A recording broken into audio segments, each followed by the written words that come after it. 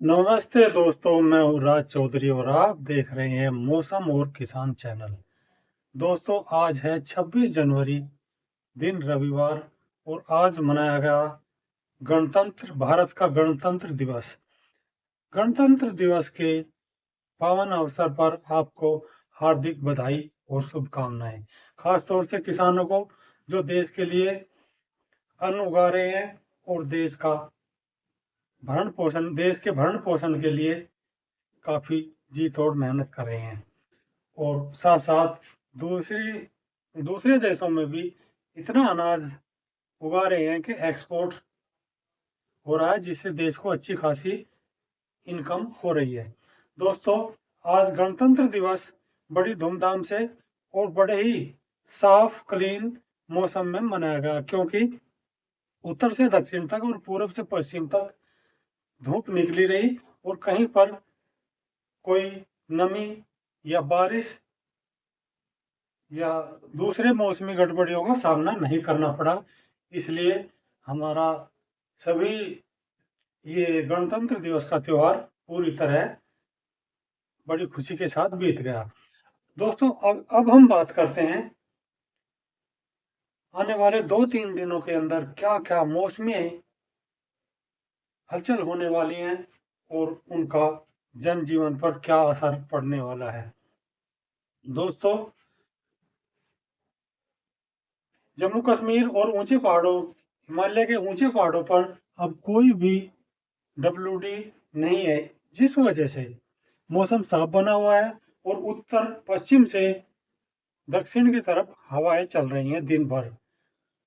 पंजाब से लगाकर बिहार और झारखंड तक, बल्कि मैं तो कहूँगा बंगाल तक उत्तर पश्चिमी हवाएं चल रही हैं, जिसकी वजह से उत्तर भारत में खास तौर से पंजाब, हरियाणा, दिल्ली, NCR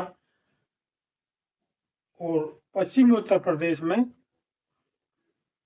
क्योंकि टेम्परेचर रात के काफ़ी डाउन हो जाते हैं, हालांकि दिन के थोड़े बड़े रहते हैं, लेकिन दिन के भी और रात के भी पिछले 2 दिनों से टेम्परेचर डाउन जा रहे हैं, जिसकी वजह से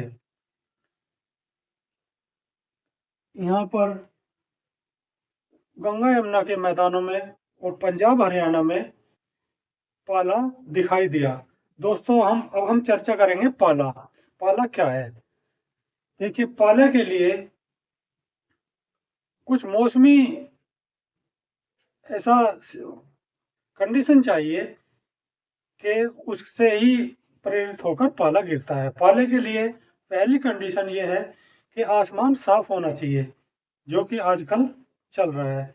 साफ आसमान होना चाहिए और वातावरण में नमी का अभाव हो, नमी ना हो। दूसरा, लंबी रातें हों, क्योंकि पाला गिरने के लिए जब आसमान साफ होता है और लंबी रातें होती हैं, तो साफ आसमान में जो दिन में धूप गिरी और धूप ने जो टेम्परेचर दिया हमारे वातावरण को, वो टेम्परेचर रात में आहिस्ता आहिस्ता वो आसमान में वापस चला जाता है और टेम्परेचर डाउन डाउन डाउन होते चले जाते हैं।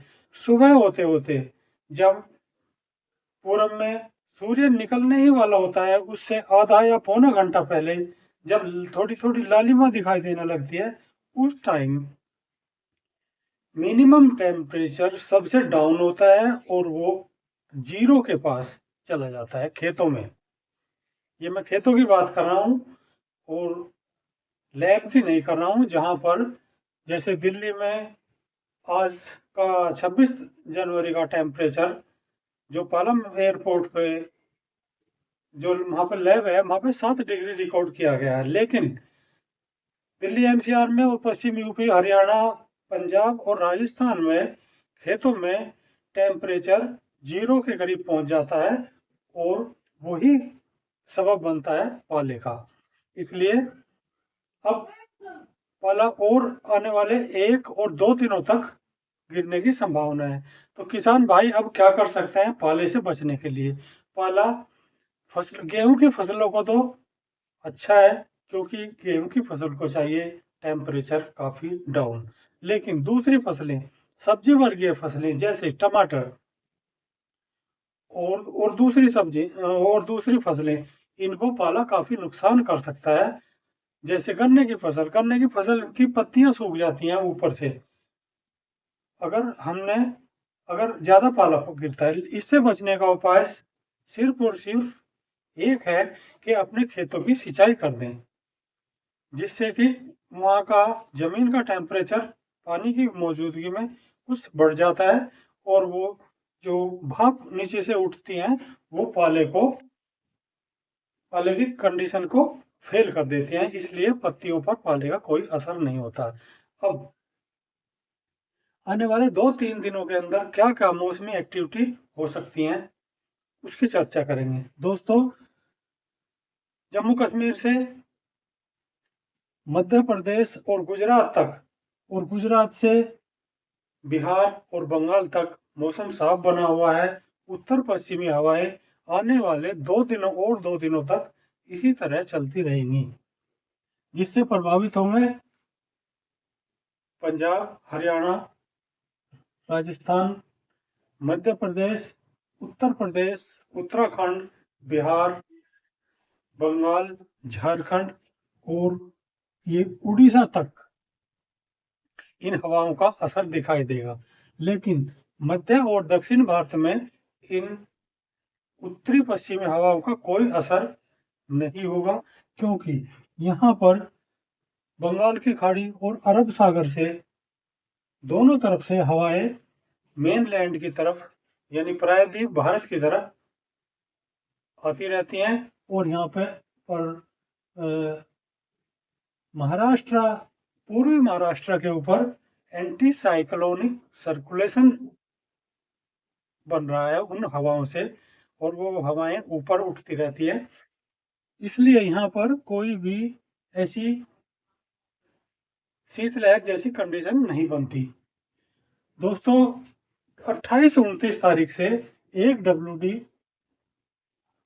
पहाड़ों के ऊपर आना शुरू हो जाएगा, जिससे मौसमी हालात कुछ बदलेंगे और